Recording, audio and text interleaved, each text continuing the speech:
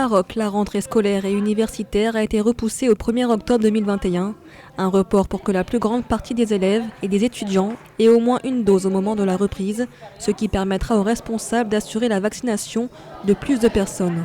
Près de 11 millions d'élèves et d'étudiants sont concernés par cette décision, une décision qui vise à éviter une remontée des cas dans les milieux scolaires selon les autorités sanitaires et qui permettra également une reprise en présentiel pour l'ensemble des élèves et étudiants.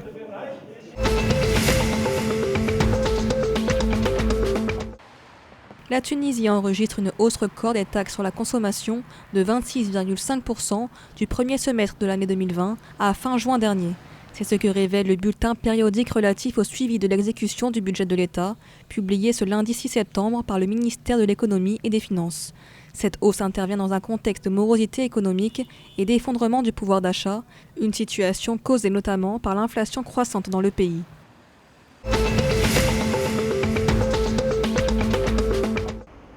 En Algérie, les entreprises Naftal et Logitran ont signé une convention cadre pour l'acheminement des produits pétroliers vers l'Afrique. Ce nouveau cadre de coopération ambitionne notamment de renforcer les exportations de l'Algérie. Naftal, l'entreprise nationale pétrolière, a pour objectif de consolider sa position de leader et de la distribution des produits pétroliers sur le marché algérien et a décidé d'élargir sa zone d'influence par la conquête des marchés extérieurs, notamment ceux des pays voisins.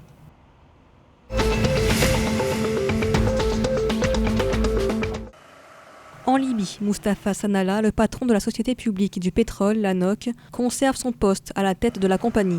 Le ministre du pétrole, Mohamed Oun, avait décidé le 29 août dernier de le suspendre de ses fonctions, une décision annulée dimanche 5 septembre par le Premier ministre Abdulhamid Dbeibah. Ce dernier a lui souligné que les problèmes qui pourraient menacer la stabilité du secteur pétrolier devraient être résolus. Mohamed Oun avait annoncé l'ouverture d'une enquête visant à déterminer si les voyages à l'étranger, sans autorisation préalable de Moustapha Sanalla, allaient à l'encontre du règlement intérieur du ministère.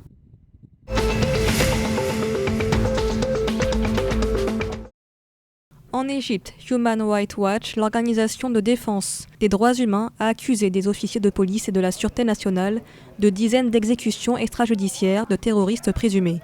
Selon l'organisation, au moins 755 personnes auraient été tuées dans 143 échanges de tirs entre janvier 2015 et décembre 2020. Et ce, sans que ces personnes tuées ne soient un danger imminent pour les forces de sécurité. L'organisation a appelé ce mardi 6 septembre la communauté internationale à suspendre ses livraisons d'armes au Caire.